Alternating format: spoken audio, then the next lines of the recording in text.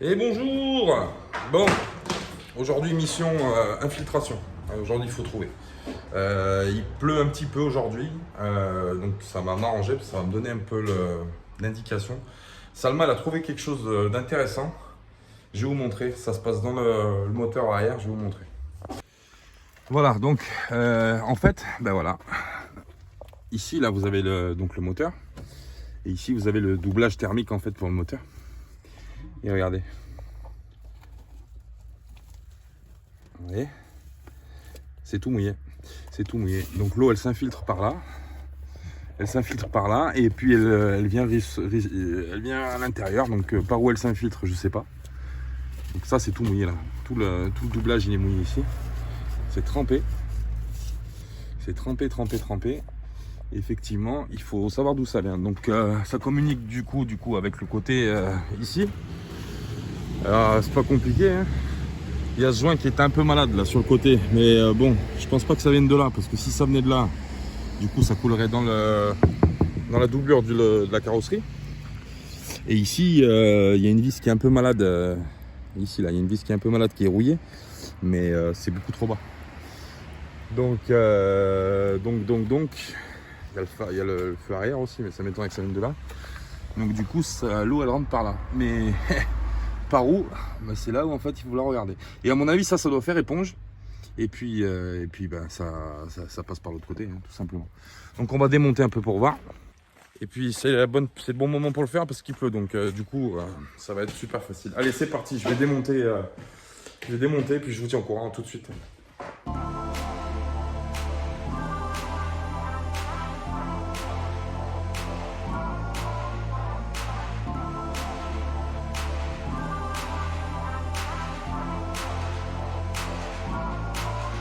Bon bah j'ai la confirmation que ça vient bien d'ici, hein. Le bois il est tout pourri, tout trempé. Et puis quand je passe mon doigt ici du coup, voilà, ici tout le long là, tout le long c'est mouillé. Voilà, donc faut trouver d'où ça vient. Est-ce que ça vient de là? Je sais pas.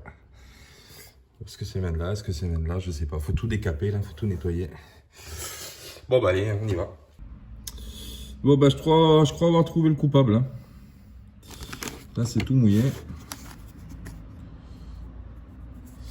C'est tout mouillé, donc c'est bien la baie, la fin de la baie qui coule. Alors du coup, bah alors faut trouver où, à quel niveau, si c'est haut, si c'est en bas, je sais pas, faut trouver. Faut que je démonte les gaines électriques là pour voir. Du coup ça coule le long.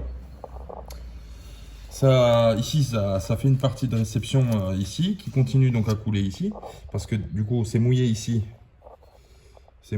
mais c'est pas mouillé en haut. Donc ça coule par là, ça coule, après ça descend, et puis après il fait son chemin. Hein. Ça coule par là, et puis après ça descend comme ça, et puis après ça descend, et puis ça inonde là. Donc la fuite vient bien d'ici, et il doit y avoir une continuité avec le bas, parce que du coup vu que le cache, le cache moteur, l'isolant moteur est mouillé aussi, c'est-à-dire que ça continue en bas. Donc il faut tout que je démonte là, pour voir d'où ça vient exactement, où ça commence à se pointer. Bon, moi qui voulais pas tomber vous savez, vous avez dit que je voulais pas le tomber là, celui du haut, là, bah, on va être obligé. Parce que du coup, j'ai pas accès sinon pour voir où est la fuite. Et je savais que c'était une usine à gaz, le bâtard. Donc lui, pas de problème, je l'ai démonté et je l'ai fixé pour l'instant temporairement comme ça. Mais lui, il est soudé sur la tôle. Du coup, je suis obligé de me taper toutes les déconnexions là pour pouvoir enlever ça. Donc on a coupé la batterie avec le coupe-batterie. Et puis, eh ben feu, on y va, c'est parti. Ça y est. Bon, c'est une petite galère. Hein. C'est une petite galère parce que, en fait, quand vous démontez le support donc, qui est fixé sur l'étagère qu'il y avait, donc il faut démonter le petit fusible qu'il y a. Après, vous avez un boulon central, etc., etc. Et puis lui, il est tenu par 4 boulons. Voilà, donc c'est une petite galère. Mais en plus, tout seul, c'est un peu la merde parce que du coup, il faut tenir en même temps parce que les fils, ça leur tire un peu sur la gueule au faisceau. Donc ça a été un peu la galère. Bon, maintenant, on y voit un peu plus clair. Du coup, je vais pouvoir accéder là-bas pour y mettre la lampe torche pour voir effectivement d'où ça sointe. Et ben, on y va, c'est parti. Bonjour à tous. Bon, alors on rattaque aujourd'hui sous la pluie et sous l'humidité. Voilà. Je vais vous montrer la minette là-bas. Je vais vous montrer. Alors du coup, hier, on a bâché, je vais vous montrer, je vais tourner la caméra. J'ai bâché le coin de l'angle du bus à l'arrière. Pourquoi? Parce que vous savez, il y a l'infiltration, donc du coup je l'ai bouché et j'ai laissé un témoin en fait pour voir si, vu qu'il a plu tout à l'heure, enfin il a plu hier, j'ai laissé un témoin pour voir effectivement, bon c'est sans appel, je vais vous montrer ça. Voilà, donc j'ai laissé cette petite boîte de chaussures juste à l'angle ici où j'avais le doute que ça coule par le montant là. Et effectivement voilà, il y a de l'eau qui arrive. Donc on sait d'où ça vient maintenant, on sait d'où ça vient, on sait que ça coule. Et pour le moteur, en fait, le cache moteur, en fait ça continue. Ça descend en bas et ça descend mouillé en fait en dessous, voilà, donc ça coule et ici pour l'intérieur et puis par là au fond pour le cache moteur qui est trempé en bas. Donc, continuer de faire ce qu'on a à faire parce que de toute façon on n'a pas le choix. Je peux pas régler le problème d'étanchéité tant qu'il fait humide et tant qu'il pleut. Il faut que ce soit un minimum sec avant de pouvoir boucher, de refaire l'étanchéité. Donc on refera l'étanchéité intérieure, extérieure. On refera un joint bien propre. Pour ça, il faut qu'il fasse beau. Donc pour l'instant, on va laisser bâcher pour pas que j'ai d'autres infiltrations qui se produisent. Et puis on va continuer effectivement de tout enlever la colle et on va finir là définitivement de vider tout ce qu'il y a à vider. Et la prochaine étape, ça va être le marquage au sol pour savoir ce qu'on fait comme pièce, etc. Donc on va faire ça tout de suite après, dès qu'on a fini. Bon allez, je vous laisse, on va travailler un peu.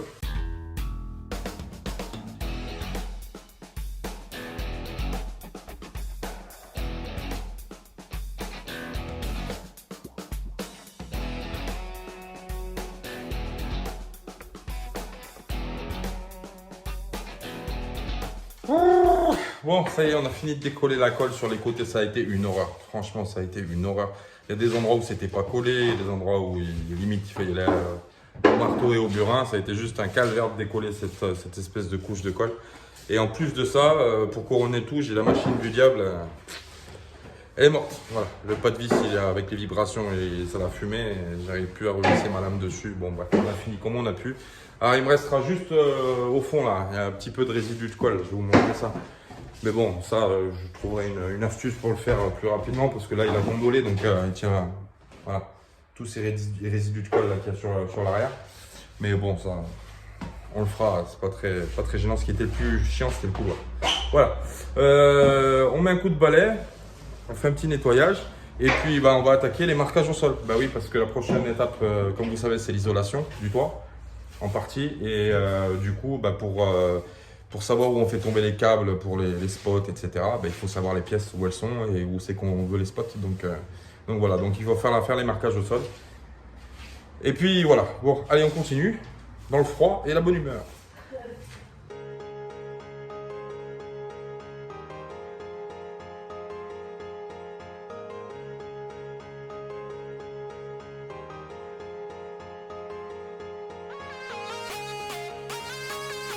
On commence à faire les tracés au sol, voilà, pour avoir une petite idée où ça va. Donc on a remis un siège parce que c'est celui, en fait, les trous sont décalés en fait, les trous des sièges là sont décalés. Donc là ça commence là et lui il commence ici. Vous voyez, il y a quand même un petit décalage. Donc lui c'est celui qui va le plus profond. Donc c'est pour ça qu'on a pris lui en témoin. Alors au niveau du marquage c'est simple. Pour l'instant on en est à la partie cabine. Alors la partie cabine en fait avec le déport du dossier ici. On arrive ici, donc là. On a décidé aussi de garder le couloir. Ouais, le couloir, on va le garder. Le couloir, on va garder. Les deux parties, quoi. Donc là, il y aura le premier tracé. Donc ici, on verra ce qu'on fera. Dessous, là, il y aura une cloison ici de toute façon qui va monter. Donc ici, on fera un rangement derrière les sièges pour optimiser la place. Et le deuxième siège, donc qui vient ici, le dossier, en fait, le déport du dossier arrive ici. Et là, en fait, c'est le tracé qui est juste en face de l'autre pour faire vraiment une fermeture plate, qui n'y ait pas de décalage au niveau des galandages. Et donc ici, premier tracé qu'on a fait en fait, c'est cette place perdue en fait entre les deux déports de siège. Ici, on va y coller le local technique, donc tout simplement tout ce qui va partir de tout ce qui est par exemple électricité, cellules, etc. Ça partira de cet endroit. Alors pourquoi on fait ça? Parce que tout simplement il faut optimiser la place. De toute façon, c'est pas parce qu'on a 10 mètres à aménager qu'il faut négliger et être trop gourmand sur la place. Il faut quand même l'optimiser. Et on voulait quand même avoir dans nos priorités avec la minette, on voulait avoir un espace très confortable au niveau des chambres. Il y en a des chambres, ouais, en priorité. Ouais. Il y en a qui préfèrent avoir l'espace à vivre, etc. Mais nous, la plupart du temps, on vit dehors en fait. Donc il n'y a que les jours de pluie où vraiment on est coincé à l'intérieur pour travailler. Mais je veux dire, après, sinon, la plupart du temps, on est dehors. Donc pour nous, c'était important de privatiser un petit peu tout l'arrière, le maximum de place pour pouvoir faire les chambres. Donc c'est ce qui sera fait. Et au niveau de la partie séjour, vu qu'on garde le couloir central, en fait, on va séparer de deux côtés. Donc on mettra une partie du poids à droite, une partie du poids à gauche, afin de garder en fait le couloir central un maximum. Voilà. Donc on va construire comme ça. On part d'un bout pour arriver à l'autre, et après on partira du bout de la chambre des filles jusqu'à la nôtre pour pouvoir justement faire nickel. Et on gardera donc l'accès aussi à la porte arrière, parce que déjà ça nous servira d'issue de secours pour l'Adréal, déjà premièrement.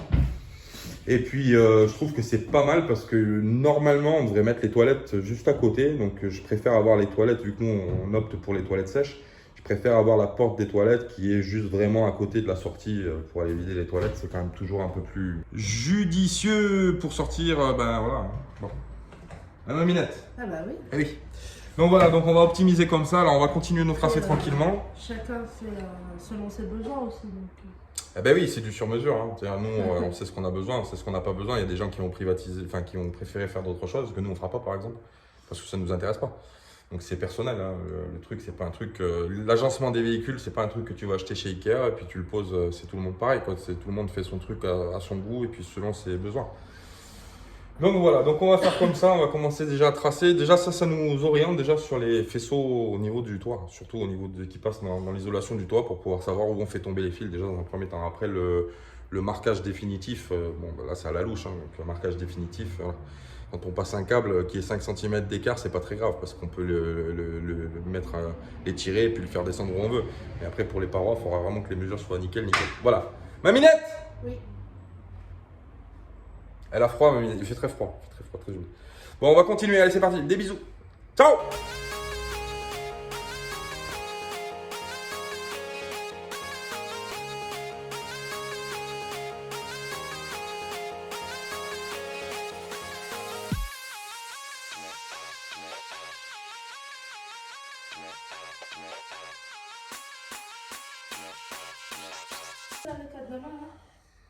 Bon, on est en conflit.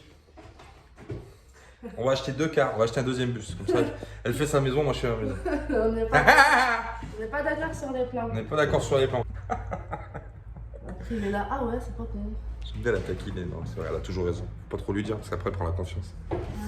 Ouais, donc en fait là on est en train de faire. Alors, on pose le premier truc. En fait, voilà. Le truc il est qu'on a deux plans, de travail. Vu qu'on laisse le couloir central, on a 2 plans, un plan à droite, un plan à gauche. Voilà. Donc l'idéal pour nous, ça serait effectivement là de cette partie-là. Vu qu'on laisse les vitres, en fait, on est un peu embêté parce que du coup, on ne peut pas mettre de cloison ici, par exemple. Pourquoi? Parce qu'il y a la vitre qui s'ouvre. Donc effectivement, si j'ouvre la vitre, je mets une cloison ici, ça ne va pas le faire. Je ne peux pas. Donc on essaye d'optimiser un maximum pour pouvoir avoir les baies qui correspondent aux pièces à vivre qu'on veut. Donc là, sur la première, par exemple, partie de ce côté droit, là, par exemple, normalement, on devrait y mettre, normalement, on est d'accord, là, on devrait y mettre la salle de bain. Donc la salle de bain du bout jusqu'à là. Donc salle de bain avec évier, vasque, etc. Et de là, après, une fois qu'on a monté cette paroi-là, normalement, on devrait venir le salon. Le salon qu'on a tracé au sol, donc un salon, on sait, justement, comme ça, qui irait jusqu'au local technique. Voilà. Donc cette partie-là, normalement, ça irait. Et en face, ça serait là, toute la partie cuisine, etc. Voilà. Pas évident, parce qu'en fait, si on pouvait faire vraiment réellement ce qu'on voulait, ça serait pas très grave, parce qu'effectivement, on peut faire des trucs un peu, des fois, ça passe pas par là, hop, on fait passer par là, c'est pas grave. Ça fonctionne, ça marche, c'est pas forcément toujours esthétique, mais là, le problème, c'est qu'on est assujetti aux normes de sécurité, puis voilà, la vérification de l'Adréal. Donc on ne peut pas faire passer des trucs trop n'importe où, il faut que ce soit fixé. Voilà. Donc on est obligé de réfléchir aussi à ça. On va y arriver. Bon, on va finir pour aujourd'hui là parce qu'il commence à cailler un peu. Ouais. On va rentrer. On va finir d'aller se crêper le chignon à la maison. Bah oui, au chaud, devant une petite tasse de café. Non, je rigole. Je rigole. Et on rigole. Bon allez, on vous laisse des bisous et puis à la prochaine. On continuera les plans. Et puis voilà. Allez, ciao! On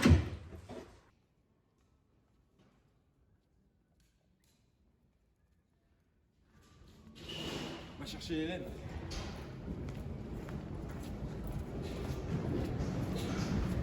On a le soleil dans la tête.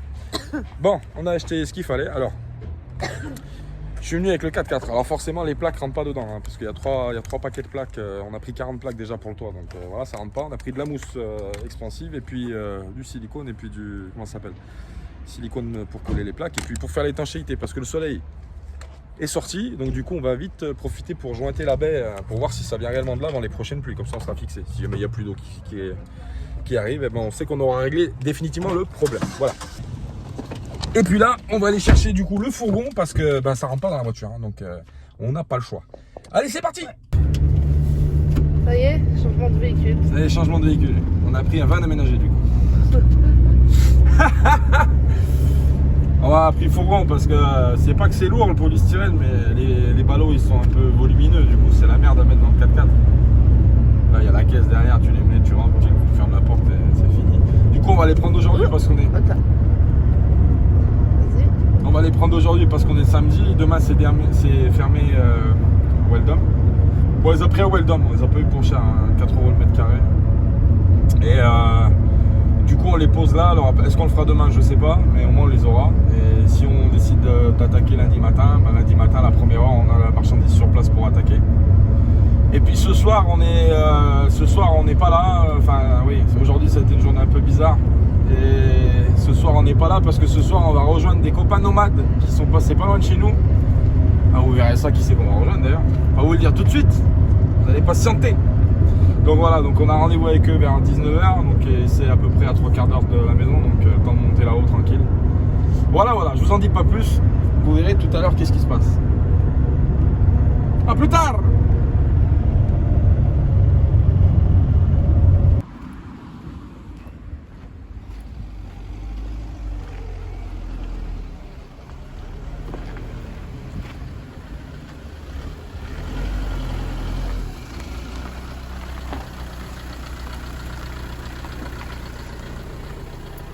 La livraison a été effectuée, mademoiselle. C'est vous qui me signez le bon? Va voir là, les 3 paquets dans le bazar, par la fenêtre.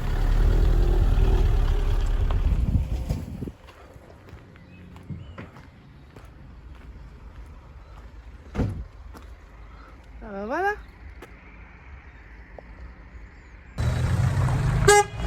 Et la mafia nomade!